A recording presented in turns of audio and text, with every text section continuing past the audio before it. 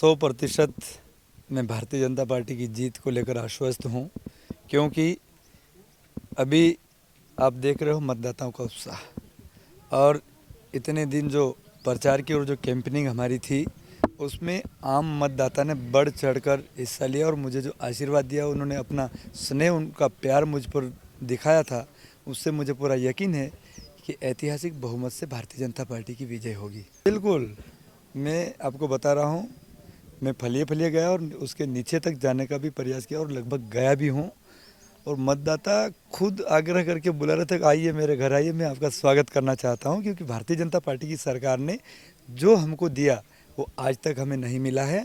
और जो यहाँ उम्मीदवार है विक्रांत, उनके पिताजी कांतिलाल जी भूरिया ने इस क्षेत्र की जनता को सिर्फ गुमराह किया है, झूठ बोला है, छल कपट करा है, डरा धमका कर वोट लिया है आज तक।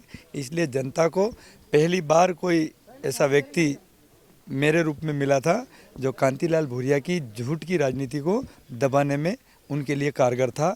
तो निसंदेह जनता का काफ़ी उत्साह है, आम मतदाता मेरे साथ है और बहुत अच्छे वोटों से मैं जीतूंगा।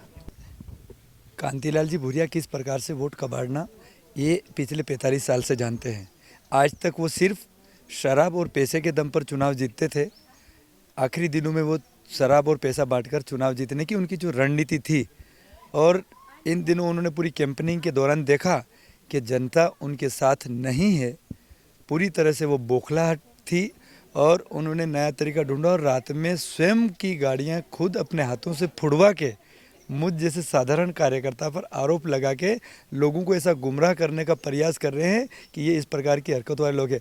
लेकिन आम जनता बहुत अच्छी तरीके से जानती है कांतिलाल जी भूरिया कि कब तक झूठ बोलोगे, वो सब तरीके से समझते हैं।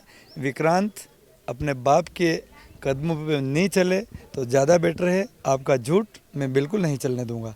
और ये झूठ की राजनीति थी, पूरी तरह से उन्होंने झूठ के आधार पर लोगों को गुमराह करने का प्रयास किया, जबकि हमारे कार्यकर्ता सब आराम से अपने अपने घरों पर थे। हमें इनके साथ क्या हुआ हमें कोई जानकारी नहीं।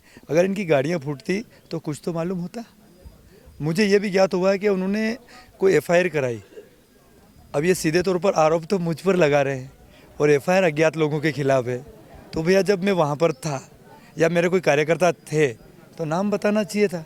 और सिर्फ गाड़ी के ये कांच क्यों फूटे, उनको कोई चोट आनी थी। बेवजह के बेबुनियाद आरोप है, ये मैं चलने नहीं दूंगा। और मैं जनता से अपील करता हूं कि इस झूठे कांतिलाल जी और उनके बेटे विक्रांत की झूठे जालसाजी में ना आए। हम साफ सुथरे लोग हैं, हम किसी के साथ वाद विवाद नहीं करते हैं, इसलिए सब लोग मुझे वोट करें, ये आग्रह है।